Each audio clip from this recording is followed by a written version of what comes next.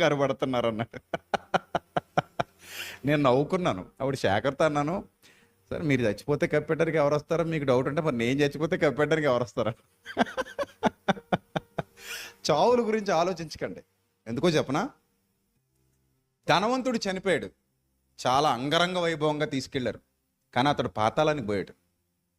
లాజరు చనిపోయాడు, ఒక రకంగా చెప్పాలంటే మన భాషలో చెప్పాలంటే అనాథ శవంలాగా, ఆయన తీసుకెళ్లేటోడు కూడా ఎవడో లేడు, కానీ దేవుడు దూతలను పంపించి మరి అతన్ని పరదేశికి తీసుకెళ్ళి అబ్రహాము రొమ్మున అనుకునేలా కూర్చోబెట్టాడు. అది మన ఖ్యాతి, అది మన నీతి, అది మన బలం, అది మన శక్తి. దాని మీద దృష్టి పెట్టండి. అసలు మనం ఎక్కడ చచ్చిపోతామో గ్యారెంటీ ఉందా? ఉందా? అంటే ఇంట్లో ప్రశాంతంగా మన మంచం మీద మనం చచ్చిపోతామని ఏమైనా రాశాడా దేవుడు?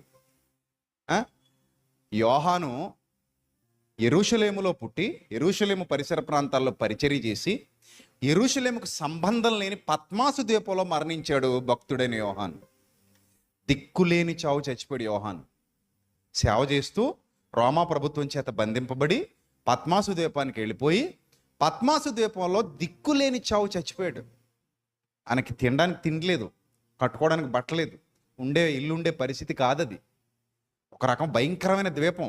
ఎండాకాలంలో ఎండ మండిపోతుంది, శీతాకాలంలో చలికి వణికిపోతారు. అలాంటి ప్రమాదకరమైన ద్వీపంలో దిక్కులేని వాడిగా చచ్చిపోయాడు. అక్కడుండి రాశాడు ప్రకటన గ్రంథాన్ని. అదే ఈరోజు మనం చదువుకుంటున్నాం దివ్య గ్రంథంగా, ప్రకటన గ్రంథాన్ని. కాబట్టి ఎప్పుడూ కూడా చచ్చిపోతే ఏంటి పరిస్థితి అసలు వద్దు. మనకి ఫ్యూచర్లోకి వెళ్ళకండి. మీరు ఉండాల్సింది ఎక్కడా? ప్రజెంట్లో ఉండండి.